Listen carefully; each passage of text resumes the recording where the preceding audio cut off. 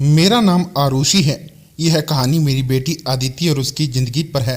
मैं बिजनौर के एक छोटे से कस्बे के रहने वाली हूँ। जब मैं विधवा हुई तो मेरे माँ बाप ने मेरी दूसरी शादी कर दी। एक ऐसे व्यक्ति से कर दी जिसका पहले से ही एक बेटा था और मेरे पास भी एक बेटी थी। अब मेरा बेटा और बेटी एक ही कमरे में सोते थे, मगर सुबह उठते ही मेरी बेटी बेड की चादर दिन प्रतिदिन चेंज कर देती। फिर मुझे चुप चुप कर चादर ढूंढी और खुद नहाने चली जाती। कई बार तो मेरी बेटी बेहोश भी हो जाया करती थी। वह दिन बहुत कमज़ोर होती जा रही थी। एक दिन सुबह उठकर मैं जल्दी से बेटी के कमरे में चली गई, मगर आगे का माहौल देख मैं शर्म से पानी पानी हो गई। दिल से एक ही यही बात निकली कि भगवान ऐसा मंजर कभी किसी माँ को ना दिखाए, क्योंकि वह मेरी बेटी और बेटा शादी के 2 साल बाद ही विधवा हो गई थी। उस वक्त मेरी उम्र 18 साल थी, क्योंकि मेरे माँ बाप ने मेरी शादी 16 साल की उम्र में ही कर दी थी। मैं अपने माँ बाप की इकलौती बेटी थी, मगर मुझे ऐसा लगता था मैं उन पर एक बहुत बड़ा बोझ हूँ, मानो जैसे कि मैं उनकी बेटी ही नहीं थी। मेरे पैदा होने के बाद ही मेरी माँ कोई खुशी नहीं देख पाई थी और मेरे पिता उनको तो बेटे की बहुत चाहत थी, इसलिए वह मुझे नापसंद करते थे और हमेशा ही मुझे अलग रहते थे। मुझे दिल से प्यार नहीं करते थे। वह मुझसे अपना मानते भी नहीं थे और मुझ में पर बहुत गुस्सा आते थे। कुछ खानदानी शक्तियों की वजह से मेरे पिता दूसरी शादी भी नहीं कर सके। बस इसी कारण वह मुझे नफरत भरी निगाहों से देखते, हर वक्त मुझे सख्ती से बात करते थे और इसी वजह से उन्होंने मेरी शादी भी जल्दी करवा दी थी। मेरा पति सरकारी स्कूल में एक शिक्षक था। हमारी एक 3 साल की बेटी भी थी, मगर एक दिन विद्यालय से आते हुए रास्ते में उनका एक्सीडेंट हो गया था और मौके पर ही उनकी मृत्यु हो गई। वह मेरा साथ छोड़ गए। वह दिन मेरे लिए किसी क़यामत से कम नहीं था। मुझ में पर तो परेशानियों के पहाड़ ही टूट पड़े थे। कुछ दिन गुजरने के बाद मेरे साथ ससुर ने भी मुझे मेरे माँ बाप के घर भेज दिया था। शायद उन पर भी मैं बोझ बन गई थी। वो भी मुझे अच्छा नहीं समझते थे। उनके ख्याल से मैं मनहूस औरत थी। मैंने ही उसके बेटे को मार दिया हो। फिर मैं चुपचाप अपने माँ बाप के साथ उनके घर गई। मेरे माँ बाप ही मुझे बोझ ही समझते थे। मैं अपनी बेटी को साइन से लगाकर अकेले अकेले बहुत रोती थी। फिर कुछ दिन बाद मेरे माँ बाप ने मेरी दूसरी शादी कर दी। एक ऐसे व्यक्ति थे जिसका पहले से ही एक बेटा था और मेरे पास भी एक बेटी थी। हम दोनों एक जैसे थे, इसलिए हमारी शादी हो गई, वरना मेरे तो अच्छे रिश्ते भी नहीं आते थे। उसका बेटा मेरी बेटी से 1 साल छोटा था। उसके बेटे का नाम अभिषेक था और मेरी बेटी का नाम अदिति था। हम लोग साथ साथ खाने लगे और वक्त इसी तरह गुजरने लगा। देखते ही देखते अदिति 16 साल की हो गई और अभिषेक 15 साल का हो गया था। जब अभिषेक के पिता का देहांत हो गया, वह भी इस दुनिया से चले गए।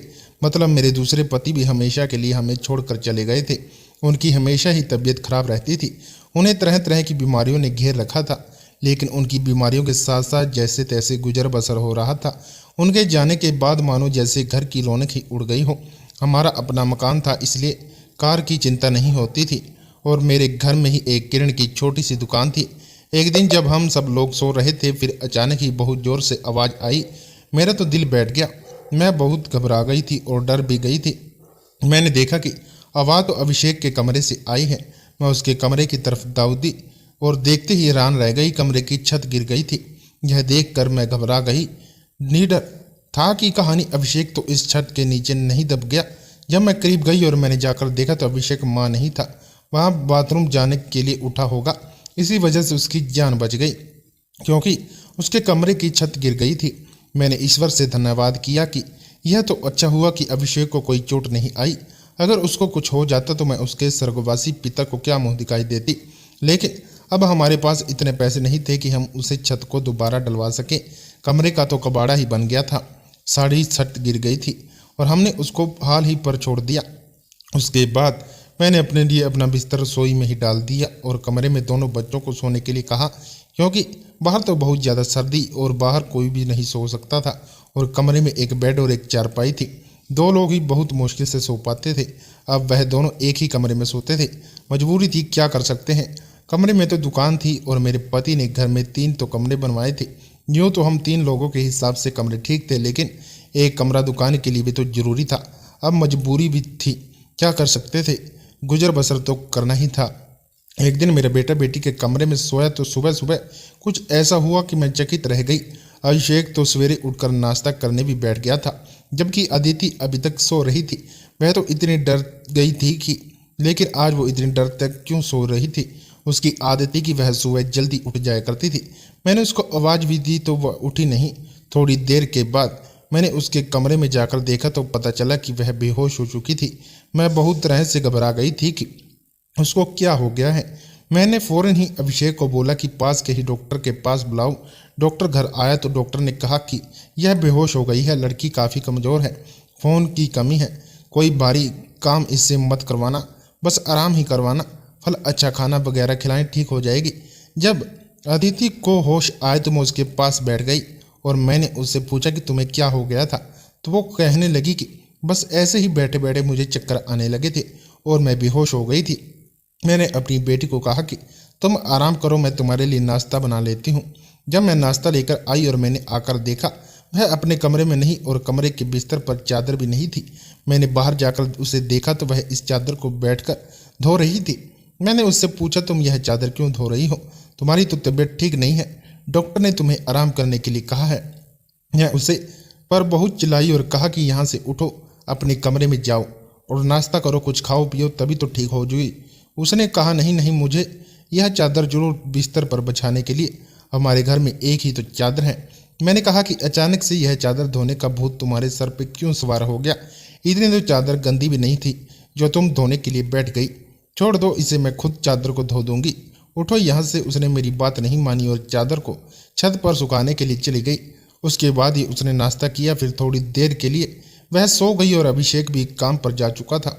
उसको सिर्फ मैंने हाई स्कूल तक ही पढ़ाई करवाई और वह कपड़े की दुकान पर काम करता था। वह बहुत ही मेहनती था। घर वाली दुकान तो मैं खुद ही चला लिया करती थी। वैसे भी उसे दुकान में ज़्यादातर बच्चे ही आते थे। दिन इसी तरह गुजर गया। उस दिन अभिषेक ने मुझे कहा आज मैं खाना कर आया हूँ। वह डर से आया था और आदिति भी पहले से ही कमरे में सो चुकी थी। वह भी चादर कमरे में। मैंने भी रसोई में अपनी चारपाई डाल रखी थी। बदलने की वजह से मुझे नींद नहीं आ रही थी। मैं अपने पति को याद कर रही थी। दूसरा पति मेरा बहुत अच्छा था, मेरा बहुत ख्याल रखता था। उसने कभी भी मुझे पहली शादी का ताना नहीं दिया था और मेरी बेटी को वह हमेशा ही अपनी बेटी समझता था। और मैंने भी अभिषेक को कभी नहीं बताया कि वो मेरा सौतेला बेटा है। उसने मुझे अपने हिस्से का प्यार ले लिया था। वो मुझे सगी माँ से भी ज़्यादा प्यार करता था। वह उसे घर में अकेला ही मर्द था, वह इकलौता ही सहारा था, वरना हम दो औरतें कहाँ जाती, कम भी अच्छे नहीं थे। मैंने उसे कहा कि वह आगे की पढ़ाई प्राइवेट स्कूल से कर ले, अगर उसके पास कोई अच्छी डिग्री होगी तो नौकरी भी अच्छी मिल जाएगी। वह मेरी बात मान लेता। सुबह सुबह फिर से कुछ ऐसा हुआ कि मैं हैरान रह गई। अदिति फिर से बेहोश हो चुकी थी और इस बार तो उसकी शक्ल देखकर मैं डर गई थी, जैसे उसके जिसका बड़ा खून ही खींच लिया गया हो। वह बिल्कुल पीली पड़ गई थी। फिर मैंने डॉक्टर को बुलाया। डॉक्टर ने वही बात कही कि मैंने आराम करने को कहा था। इसको खाने में क्या खिलाया था आपने? मैंने उनको सारी बात बताई। मैंने कहा कि वही दाल सब्जी खिलाई थी और फल भी खिलाए थे, पूरा दिन कोई काम नहीं करवाया था। तो डॉक्टर ने कहा कि दोबारा से कैसे इतनी कमज़ोर हो गई? आप इस बात को सीरियस लीजिए, नहीं तो आपकी बेटी की जान को खतरा हो सकता है, क्योंकि इस तरह से अचानक बेहोश हो जाना और कई घंटे तक बेहोश रहना कोई मामूली बात नहीं। डॉक्टर ने शक्ति से सारी बात बताई और कुछ देर बाद वह चली गई। फिर अब अदिति को होश आया तो मैंने उससे कहा कि तुमने फिर से अब कोई काम किया तो मुझसे बुरा कोई नहीं होगा। लेकिन थोड़ी देर के बाद जब मैं उसके कमरे में दोबारा गई तो मैं यह देखकर हैरान हो गई कि वह क्या कर रही है। वह तो फिर से बेड की चादर को धो रही थी। इस बार मैं उसे दूर से देख रही थी, क्योंकि जो भी वह कर रही थी वह सब कुछ मामूली नहीं था। वो बेहोशी से उठकर चादर को धोना शुरू कर देती थी। यह सब क्या हो रहा था, यह सब देख मैं परेशान हो रही थी। जब से मेरे बेटे ने उसके कमरे में सोना शुरू किया था तभी से वो ऐसा कर रही थी और बेहोश भी तभी से हो रही थी। अभिषेक उसके लिए था तो सौतेला भाई, लेकिन बचपन से दोनों एक साथ ही पले बड़े हैं। उन दोनों में तो दूसरे भाई बहन जैसी मोहब्बत थी।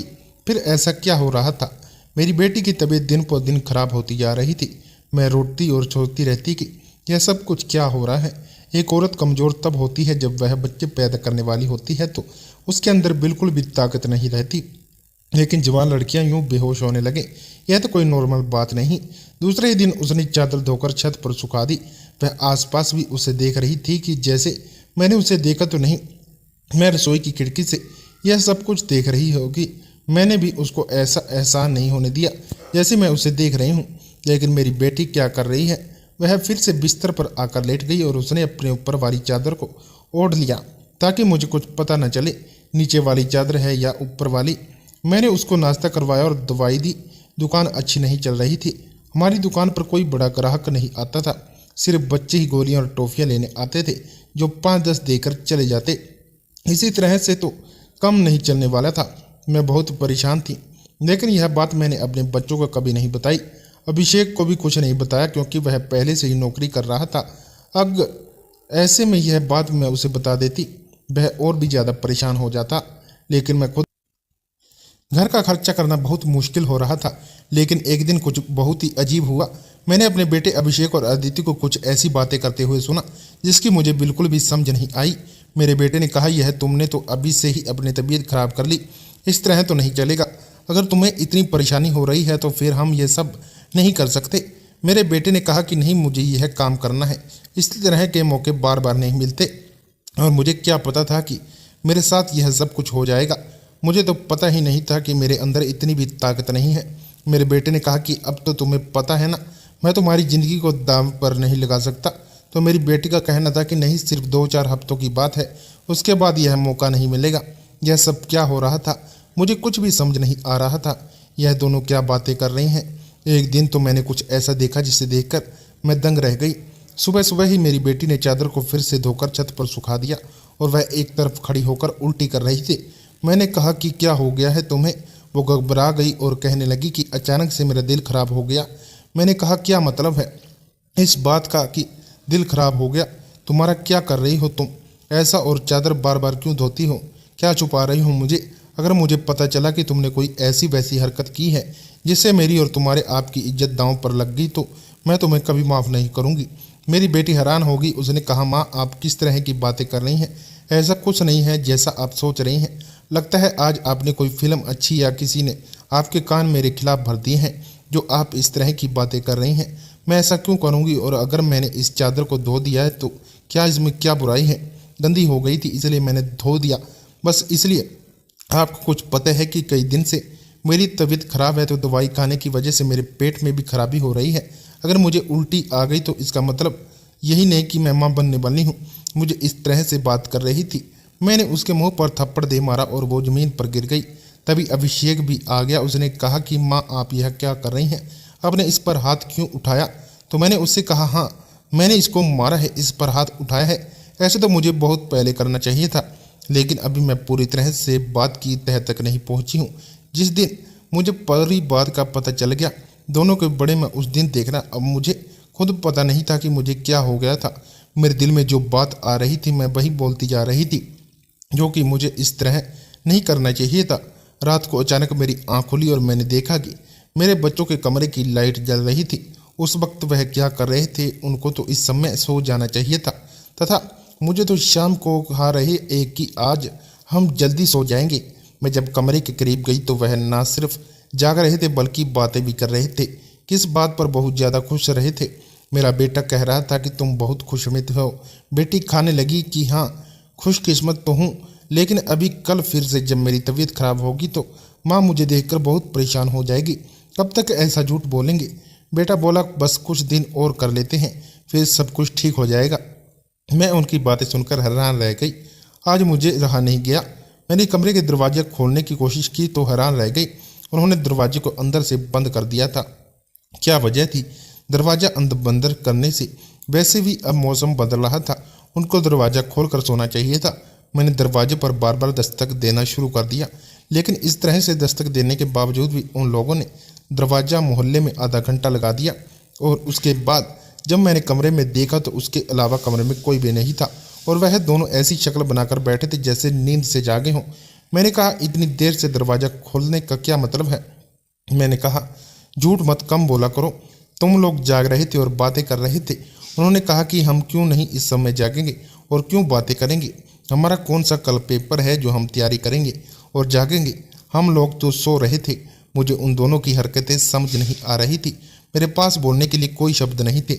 मुझे उनकी बातें समझ नहीं आ रही थी क्योंकि वह दोनों तो ऐसे बैठे थे जैसे नींद से अभी अभी जागे हों। उसके बाद मैंने उनको कुछ नहीं कहा और वहाँ से चली गई।